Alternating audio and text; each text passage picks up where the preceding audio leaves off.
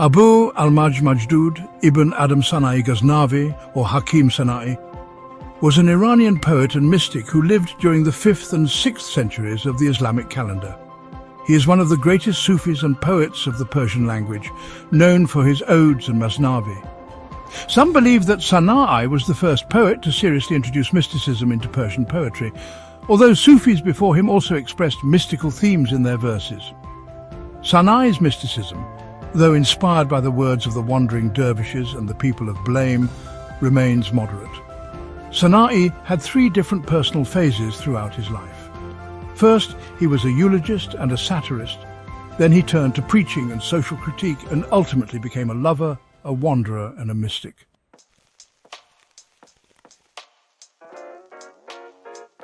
Hakim Sana'i was born in 473 AH in the city of Ghazna, located in present-day Afghanistan, and passed away in 545 AH in the same town. His name is also recorded as Aufi Majid al-Din Adam al-Sana'i and Haji Khalifa Adam. A contemporary of his, Muhammad ibn Ali al-Rika, mentions in the preface of Hadiqat al-Haqiqah that his name was Abu al-Majd ibn Adam al-Sana'i, indicating that other names attributed to him are incorrect. In Sana'i's Divan, there are verses where he calls himself Hassan.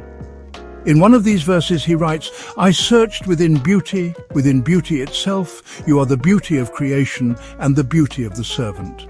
Due to this verse, some scholars argue that his original name was Hassan, and he later adopted the name Majdud. Initially, Sana'i, like others of his time, sought the courts of kings and entered the service of the Ghaznavids. He started as a eulogist until he became obsessed with spiritual matters, renouncing worldly desires. There are 2 views on Sana'i's religious orientation. Some believe he was Ash'ari, while others believe he was Shiite. Those who argue that Sana'i was Ash'ari point to specific reasons, such as that he began his Diwan and Hadiqat al-Haqiqah with praises of the caliphs. In many of his poems, his views align more with Ash'ari's thoughts.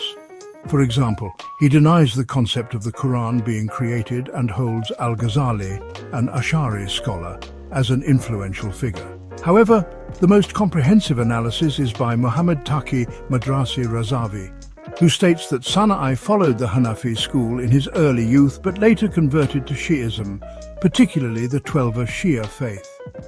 In his response to Sultan Sanjar, he declared himself a Shia and frequently emphasized Twelver Shi'ism in his poems.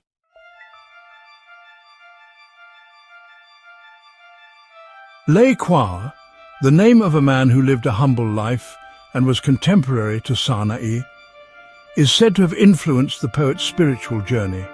The story goes that Sana'i was composing a eulogy for Sultan Mahmud of Ghazni during a winter campaign when he encountered a madman, Lay-Kwa. The encounter changed the course of Sana'i's spiritual path.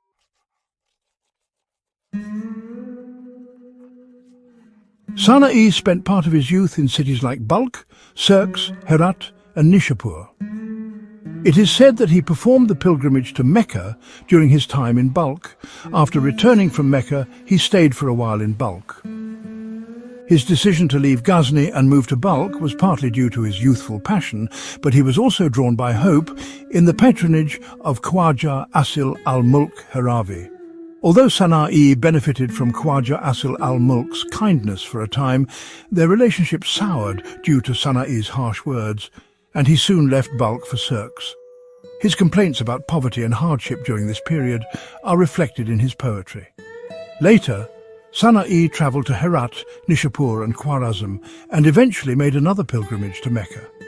Upon returning from his pilgrimage, he underwent a profound inner transformation, abandoning his past life of eulogy and indulging in asceticism and devotion. He remained in Sirks for years, enjoying respect and reverence. However, when Qawam al-Din, a prominent minister in the Seljuk court, sought to bring him back to the court, Sana'i refused, as he no longer engaged with the worldly authorities.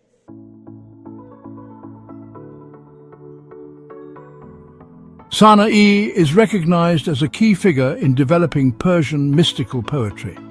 His poetry, known for its vigor and directness, often critiques worldly pursuits and social injustices. His odes express his disdain for hypocritical ascetics and oppressive rulers, showcasing his commitment to truth in a time when piety was disregarded and vice was rampant. The profound and spiritual themes he introduced into Persian literature were carried forward by poets such as Attar, Rumi, Saadi, and Hafez.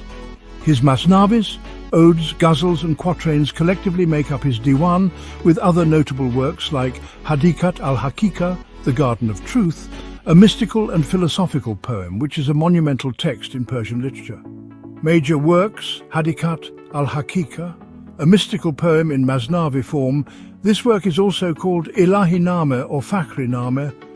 It was completed in 525 AH and contains around 5,000 to 12,000 couplets.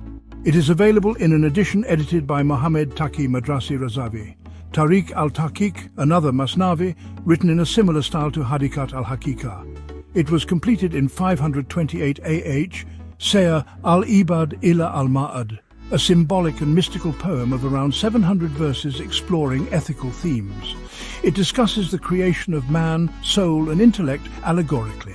Kanama ye bulk, written while he was in bulk, this 500-verse poem is humorous and refers to aspects of his life and some of his contemporaries. Ishq Nama, a masnavi of around 1,000 verses divided into 4 sections: truths, knowledge, admonitions and wisdom.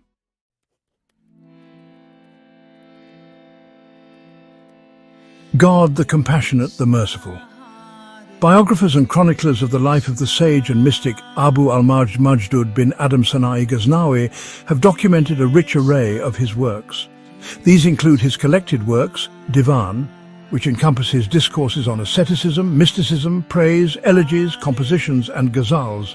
His renowned book, Hadiqat al-Haqiqah, also known as Ilahi Nama and Fakhri Nama, is accompanied by several other shorter epics such as Sami Aql Nama, Ishq Nama, Kanama Balk, Sir al-Ibad ila al-Ma'ad, and Tariq al-Tahqiq, each contributing to the diverse tapestry of his literary legacy. Some biographers have included Bahram and Beruz in the list of Sana'i's epic works, collectively known as Sattar Sana'i.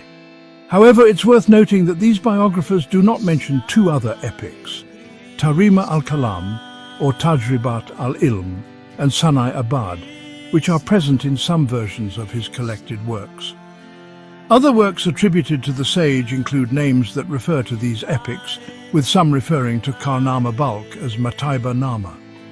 Amin Ahmad Razi, in his Tazkira Hafta Aqlim and other biographers, mentions an epic called Kanz al-Rumus in the works of Sana'i, which is another name for Sir al-Ibad ila al-Ma'ad. The names Ilahi Nama and Fakhri Nama refer to his book Hadiqat al-Haqiqah. As the introduction mentions, the renowned poet Jalal al-Din Muhammad Balkhi, Rumi, consistently refers to Hadiqat al-Haqiqah as Ilahi Nama in his Masnavi. Tazkira Hafta Aqlim Manuscript, Library of Sufi Salah, number 2728, Masnavis of Hakim Sana'i. There is a scholarly debate about the relationship between Ilahi Nama and Hadiqat al-Haqiqah. Some scholars believe that Ilahi Nama is a selected work from Hadiqat al-Haqiqah, a title that the sage himself used. However, as mentioned earlier, this belief is not universally accepted, as Ilahi Nama is considered to be the name of the entire book. In his Tazkira Ruz Roshani, Muhammad Hussein Muzaffar mentions a book called Rumuz al-Anbiya wa Kunuz al-Awliya, attributed to Sana'i. According to Nafahat al-Ans by Jami, Rumuz al-Anbiya wa Kunuz al-Awliya is a poem that begins with these lines: "Seek, O lovers, good conduct. In this, the secrets and subtleties are inscribed." This book is not separate but part of a larger collection. In the old manuscripts, it has been called Kunuz al-Hikmah wa Rumuz al-Mutasawwifa. The late Hidayat, in his Tazkira Riyaz al-Arifin, and Walid Agestani in his work, attributed another book to Sana'i called Zad al-Salikin, which, as per the research of the late Tarbiyat in an article in Majal-e-Mer, is another name for Tariq al-Tahqiq. In the English introduction to the Hadiqat al-Haqiqah, printed in Calcutta, another work, Garib Nama, is mentioned as part of Sana'i's works. Professor Nazir Ahmad, in his introduction to Makatib Sana'i, writes that Aql Nama, according to Amin Ahmad Razi, in Hafta Aqlim, was written by Khwaja Ahmad, a good man from Bulgaria who lived in Ghazna. I consulted several manuscripts from Tazkira Hafta Aqlim and a printed edition, and while the name Aql Nama appears in some, no substantial content from it has been found attributed to Sana'i.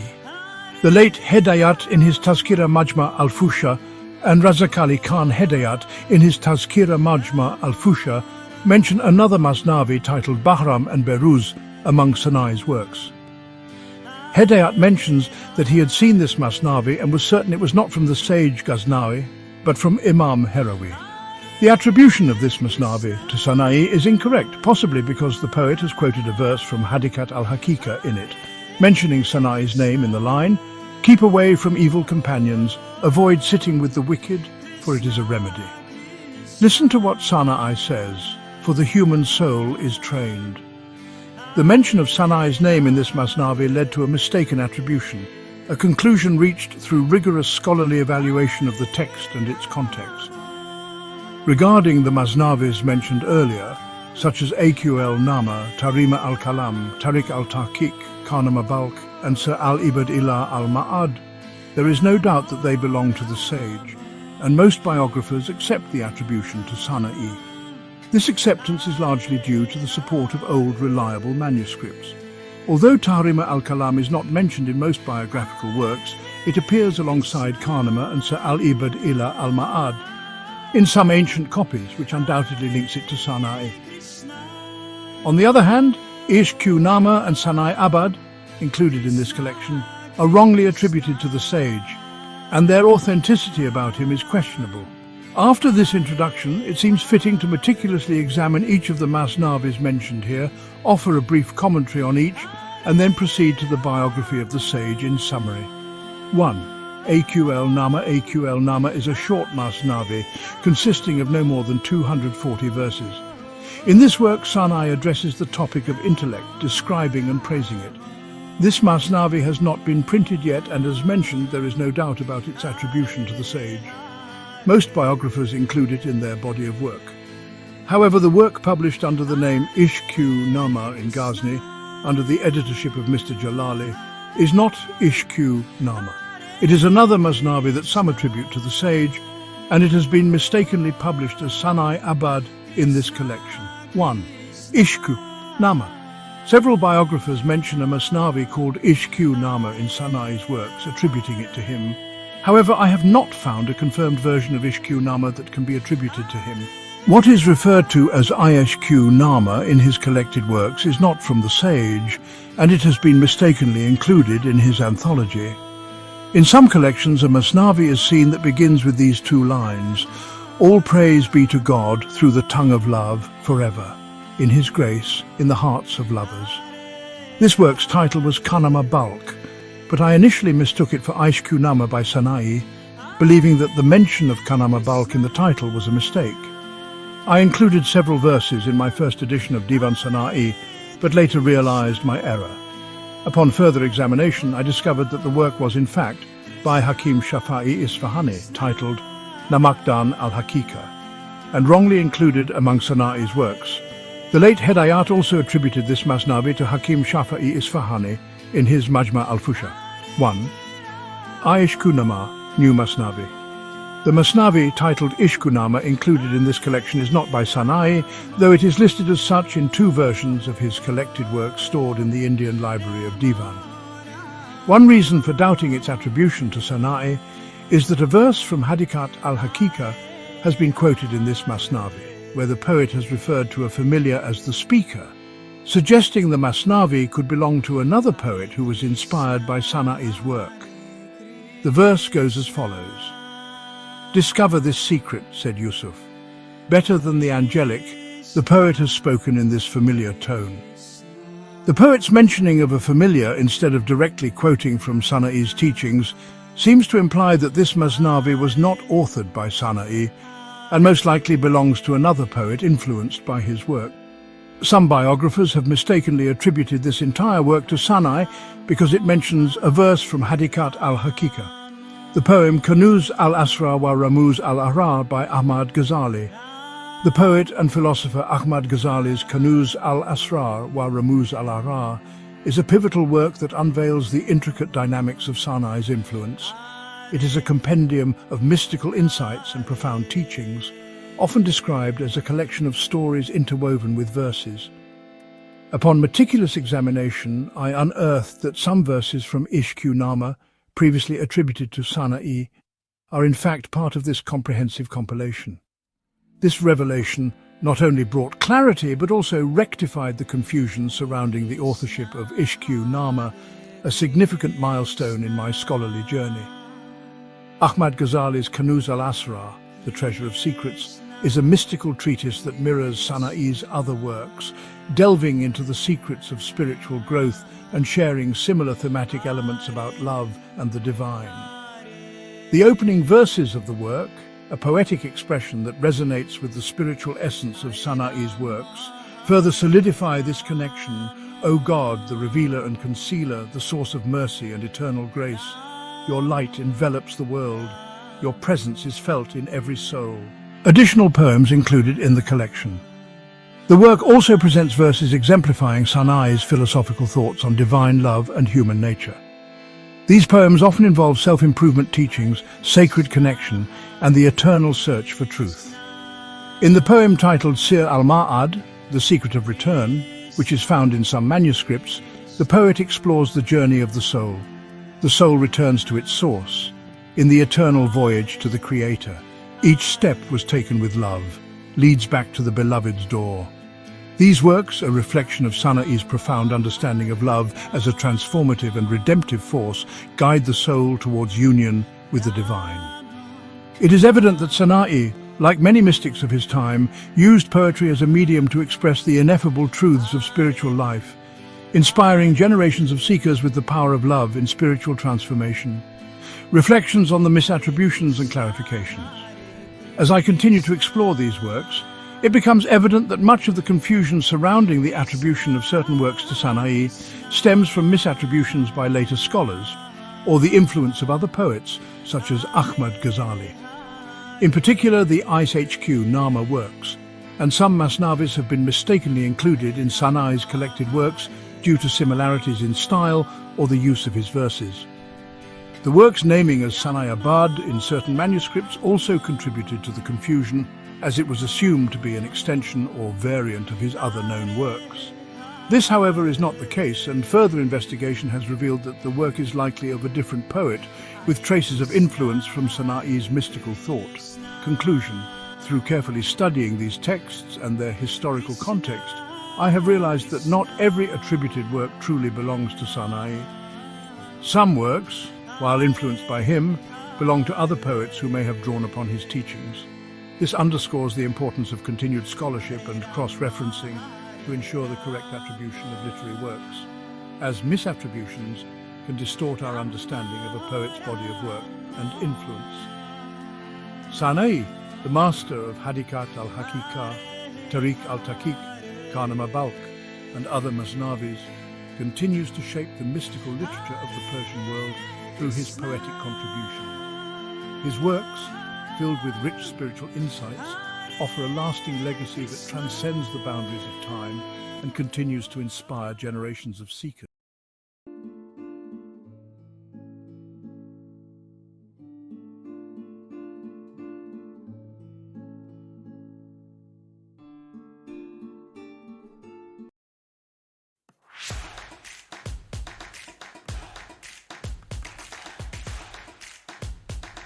Mention of the inspiration behind this composition.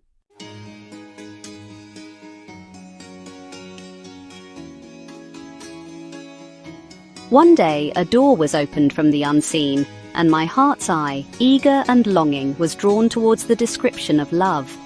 The Sheikh al-Kamil, the complete master, the Imam Rabbani, whose soul is the source of love and longing, gathered all the truths of love, concealed, hinted at, and elusive in this work. Every precious and foreign meaning of absolute love was articulated in it. From the diverse succession of eras, the details of love were distilled. As I reflected deeply and with clear intent, The moment arrived when I began to understand the deep meanings behind these occurrences. In a moment of sudden inspiration, the message from the unseen was clear.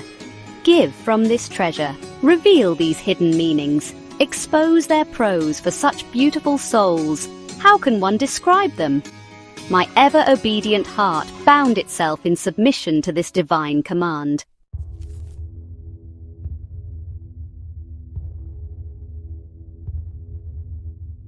When reflecting on Ghazali's works, one cannot ignore his profound influence on spiritual and philosophical thought. He collected countless insights on love and affection in his time, enriching our understanding of these profound concepts.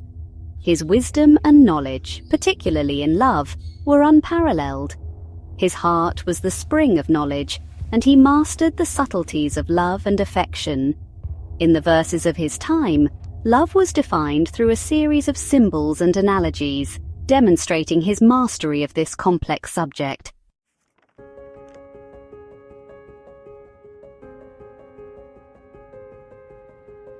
The name Sana'i Ibad has not been recorded in prominent literary references. Neither do the biographers mention it among the known works of Sana'i.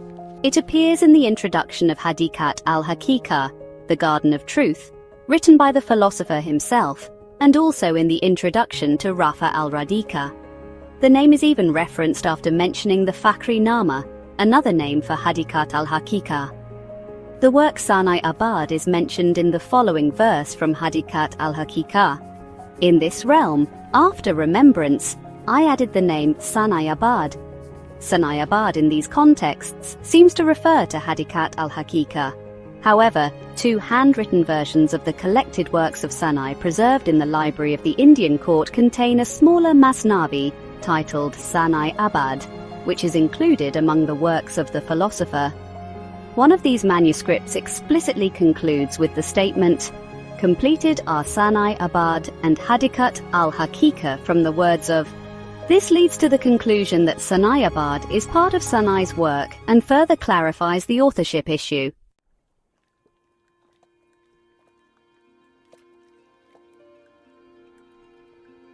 The work titled Tariq al-Tahqiq, or The Path of Truth, is a collection of Sana'i's thoughts and meditations on spiritual truth and self-improvement. The poet writes of divine love, instructing his readers to embrace it above all else and follow the path of truth through spiritual discipline. He says, "O seeker of the truth, cut yourself off from the world, for there is no guide but the divine presence." This text mirrors much of the same content found in other works by Sana'i, echoing his central philosophical theme of divine love. Sana'i's mastery of spiritual insight is evident in these verses, where he speaks of love and its transformative power. His works continue to resonate with readers, connecting them to a rich literary tradition that spans centuries.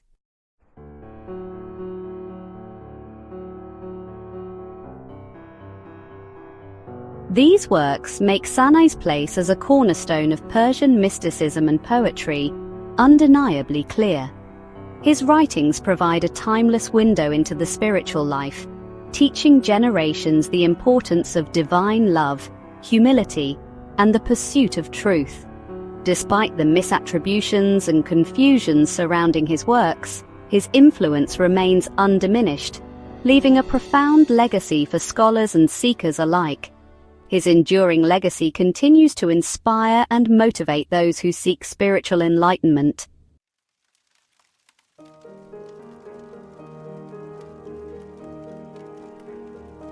This poem is attributed to the philosopher Saif al-Haq Muhammad bin Mansur Sarkasi, who was known as the highest judge in Khorasan. This poem was believed to be composed while he was residing in Sirkci. From the following verse, it is understood that Sana'i composed this work at the age of 33 during his time in Sirkci. Having sought you with eyes that know no rest, I have traversed the realm of 33 years. This indicates that Sana'i, in his early years of seeking spiritual enlightenment, composed the poem. The poem was first published in July 1931 in the journal Farhang Iran Zamin, edited by the late Saeed Nafisi, with the assistance of Kohi Kermani.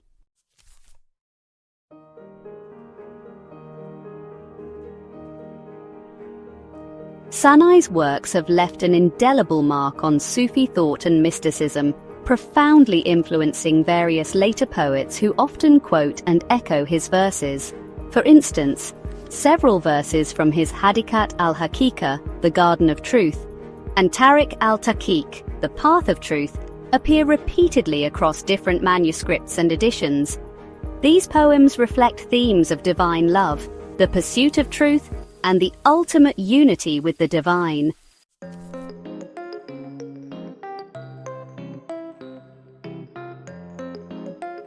Sana'i also composed a significant work titled Seyr al-Ibad ila al-Ma'ad, the path of the seeker to the hereafter, often called Kanuz al-Rumuz, the treasure of symbols. The work delves into the soul's journey and ultimate reunion with the divine. The mystical concepts and symbols presented in this work were, and still are, considered difficult to comprehend without a deep spiritual understanding. As such, many scholars have provided detailed exegesis and explanations to make these complex ideas more accessible. The work is a treasure trove of allegorical language, offering profound insights into spiritual growth and the soul's progression toward unity with the divine. The main challenge in interpreting this work lies in understanding the esoteric meanings behind the symbols, which is why scholars have written extensive commentaries on it.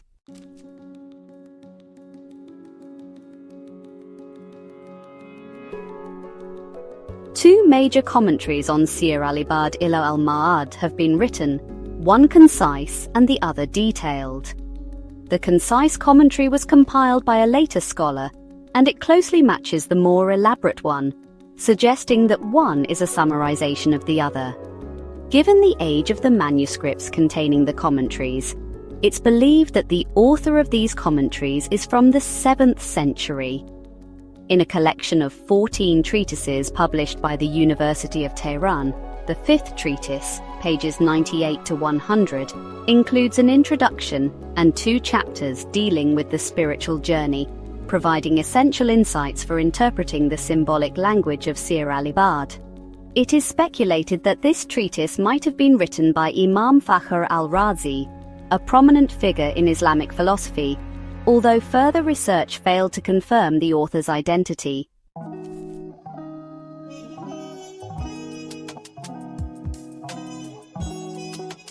While Sana'i's works encompass a wide range of themes, from ethics to spiritual wisdom, they are united by their emphasis on the transformative power of divine love. The recurring themes across his poetry, love for the sacred, self-purification, and the quest for spiritual truth, offer a unified worldview that connects us to generations of thinkers and poets who have been influenced by his work. In some of Sana'i's poems, verses from his other works, such as Hadiqat al-Haqiqah and Seyr al-Ibad ila al-Ma'ad, are requoted or elaborated upon, creating a cohesive literary and spiritual tradition. This interconnection highlights the depth of Sana'i's thought and his consistent philosophical outlook.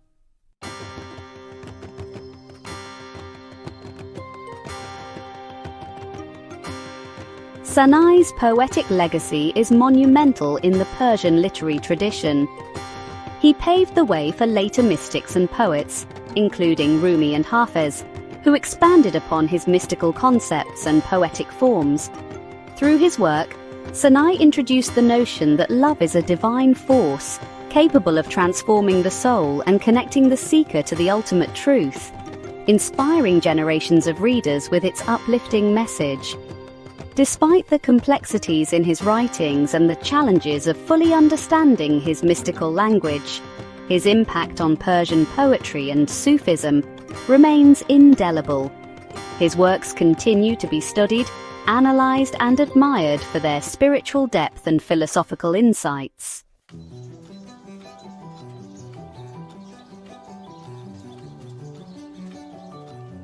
Pure are you before any arrival, yet unable to grasp the essence of your knowledge.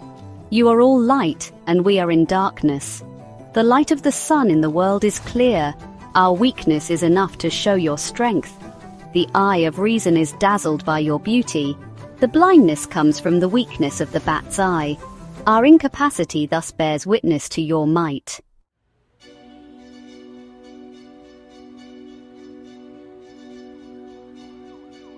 Hakim Sana'i Ghaznavi was a renowned philosopher and mystic. He is considered to be the first poet who blended profound mystical meanings with poetic sensibility and expressed them in beautiful verse. His name and title, as reflected in his works and often mentioned by biographers, are Abu al-Majd Majdud Sana'i. Sana'i himself writes in the preface of his Divan, "One day I, Majdud bin Adam Sana'i, looked upon these words in Majd and Sana." He repeatedly mentions his name and pen name in the Divan, as seen in the following verse.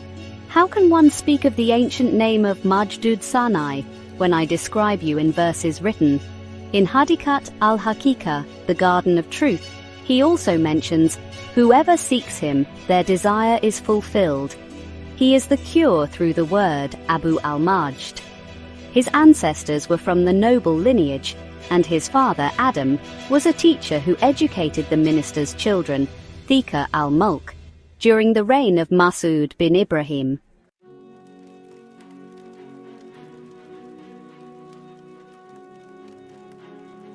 In his later years, Sana'i composed his monumental Karnama, the Book of Deeds.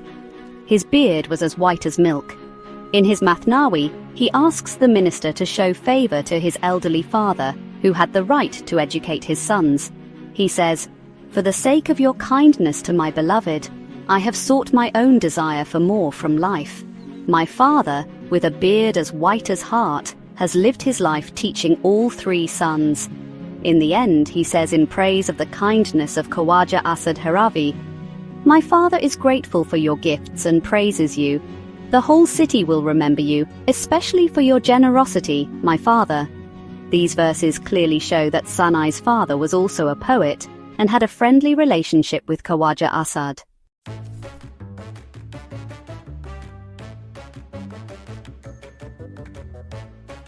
Fasihi Kwafi records Hakim Sana'i's birth date in his Majmal as 437.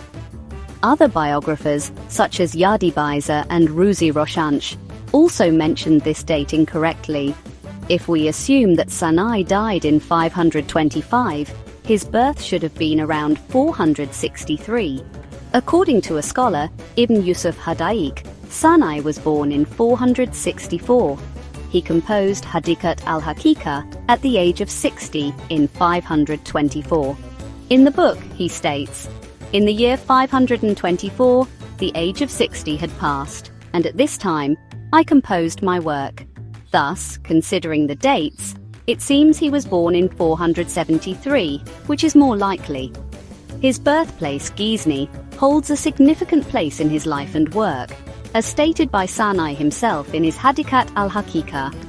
"Though I was born in Ghazni, the land of Ghazni has not birthed a sage like me."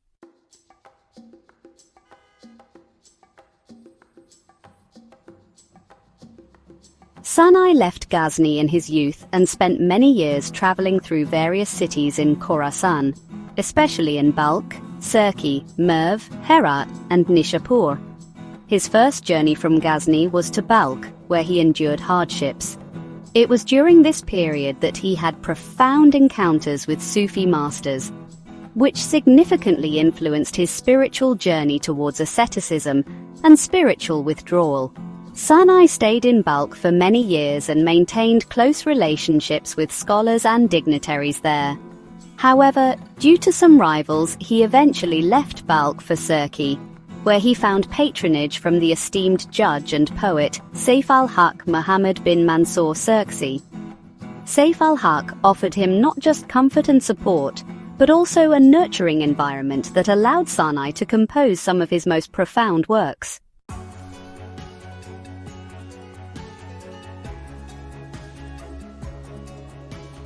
There is much debate regarding the exact date of Sana'i's death, with over 13 different years proposed. The most common date cited is 520, although there are some discrepancies with this year. The most plausible date seems to be around 530, given references in his works and historical records. His death occurred after 525, as mentioned in several sources.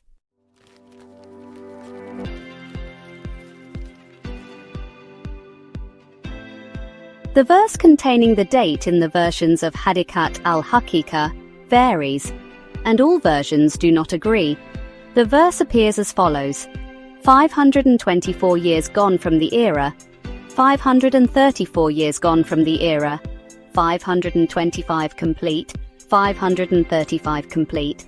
However, the most accurate version is the one mentioned in the original text, which is in line with older manuscripts. Adopting a scholarly approach, we delve into the calculations of the dates in the historical texts of Hakim Sana'i. Since Rafa's calculations do not align with the calendar tables, they are considered incorrect and invalid. However, in the year 535 AH, the 1st of Shaban was on a Wednesday, and the 11th day of the month fell on a Monday. A one-day table discrepancy is possible and does not cause any issues. In the year 545 AH, the 1st of Shaban fell on a Thursday, and the 11th day was a Sunday. Therefore, according to the calendar tables, the 11th of Shaban in those years could be a Sunday.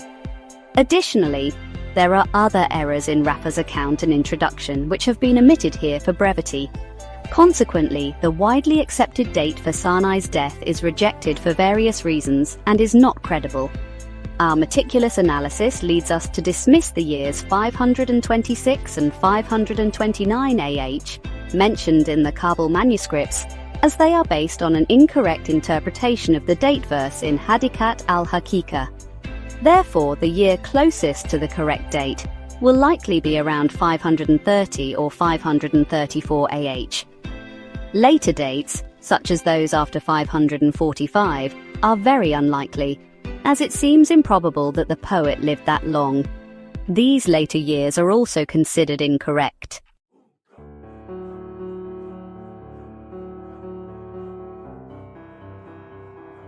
Sana'i's grave, a place of reverence and pilgrimage since ancient times, is located in Ghazna. There seems to be no dispute over the location. Recently, under the orders of His Majesty King Muhammad Zahir Shah of Afghanistan, the tomb was renovated and a new building worthy of his status was constructed. The subsequent pages include an image of Sana'i's tombstone, inscribed with Majdud al-Sana'i, may God forgive him. For a detailed biography of Hakim Sana'i, refer to the author's introduction to his Divan.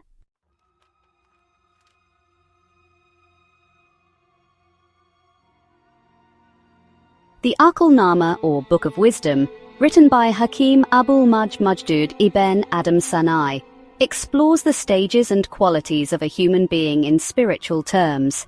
Here are some excerpts from the work. Peace be upon you, O soul of the breath. You had the throne of Jam in the breath of the divine. You are the elder of the people and the army, but you have no wings like a bird, and no one knows how you are, stuck in the mysteries of the soul. This philosophical and mystical text outlines various aspects of the soul, existence, and spiritual enlightenment. You have no form, yet are the essence of life. You are the sign, the proof, the beginning and the end. All of life's creation stands behind you. Sana'i's work integrates mystical and philosophical thought, often comparing the soul's journey to a search for ultimate truth and divine unity. The Aql Nama emphasizes the pursuit of knowledge through divine wisdom and seeks to guide the reader toward understanding the nature of existence and the cosmos.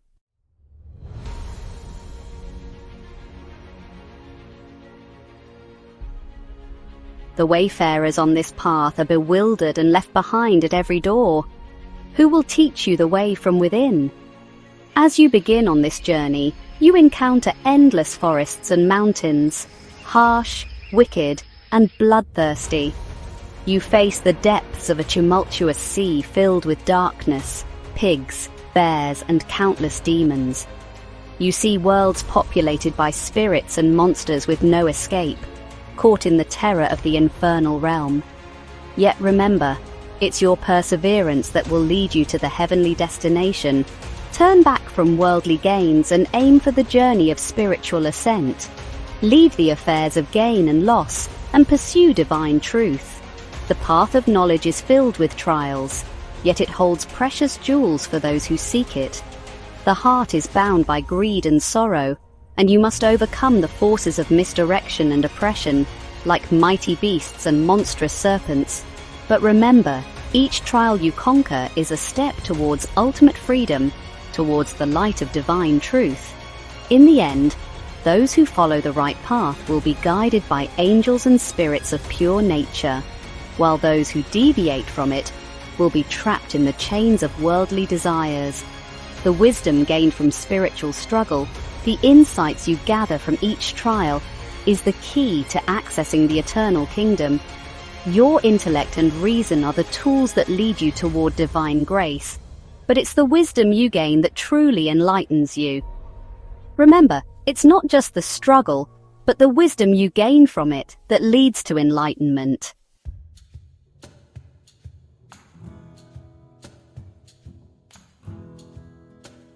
The path is filled with challenges, each more difficult than the last. As you continue, you will encounter many trials that may seem unbearable, but these tests refine you. You can only gain the wisdom needed to walk the higher path through these struggles. The obstacles you face are not there to break you, but to prepare you for greatness. At first, the path may appear dark and uncertain, but as you press forward, you will gain clarity. The darkness is an illusion, and you will find peace in the light of your devotion.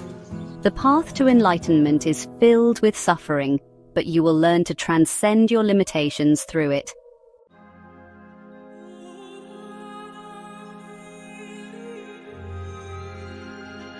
Those who seek enlightenment must first conquer their own inner demons, their desires, fears, and egos. These forces often distract people from their true purpose. Only by shedding them can they step into the light of higher wisdom. This path requires not only knowledge but also purity of heart. The road is long and treacherous, but it is the only way to eternal peace and fulfillment. Each step toward enlightenment brings you closer to understanding the mysteries of the universe. The journey may be painful, but the rewards are beyond measure.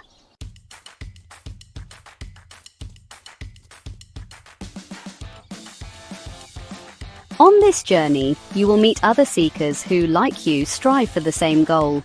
They may be fellow travelers or guiding spirits, but you will help one another together.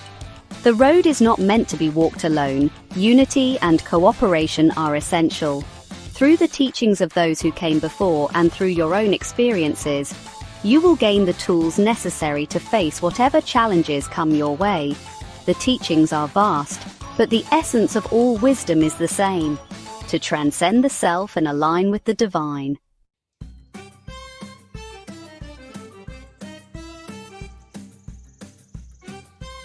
The distractions of the material world will fade as you move closer to your spiritual goal. What once seemed important will no longer matter. Pursuing fame, wealth, or pleasure will no longer satisfy you. Instead, you will seek only the divine light. True fulfillment comes not from external sources, but from within. Only by cultivating inner peace and understanding can you experience true joy. Those who are lost in pursuing worldly gains are blind to the higher truths beneath life's surface.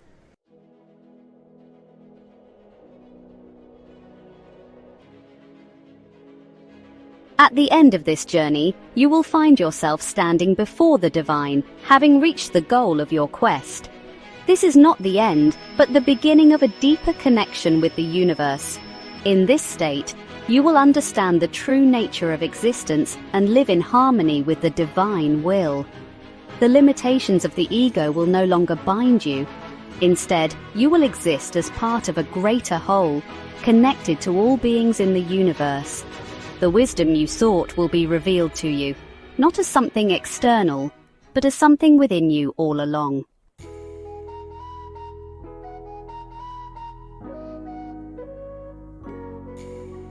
In the end, the path of spiritual awakening is one of self-transcendence. It requires courage, devotion, and the willingness to let go of everything that binds you to the world. Only through this process will you realize the truth that has always been within you, that you are one with the divine. This journey is not easy, but it is the only one worth taking. The wisdom you seek will not come from books or external teachings alone. It will come from within, through experience, practice, and inner transformation.